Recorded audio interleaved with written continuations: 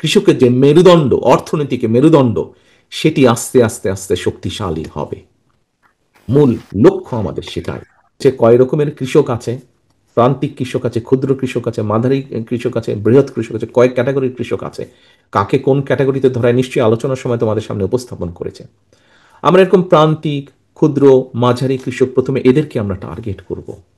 আমরা এই কৃষকগুলোকে, বাংলাদেশের একমাত্র স্মার্ট সিটি বসুন্ধরা এখন আরো নিরাপদ, আধুনিকতায় আরো এক ধাপ এগিয়ে।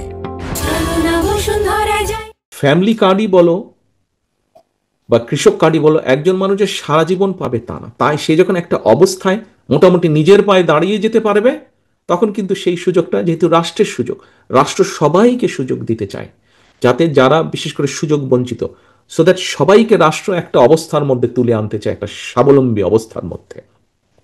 কৃষক কার্ডের ক্ষেত্রে এইভাবে আমরা কৃষকদেরকে সুবিধা দেব। কি কি সুবিধা দেব আলোচনা হয়েছে, কিন্তু এই সুবিধার আউটপুট কি হবে এটাও হয়তো আলোচনা হচ্ছে, তাও আমি একটু তোমাদের সামনে তুলে ধরতে চাই।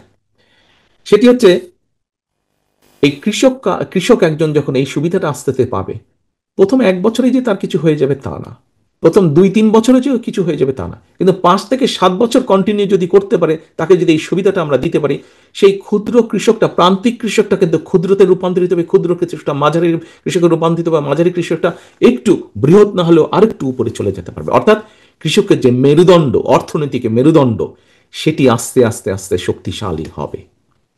মূল লক্ষ্য আমাদের সেটা।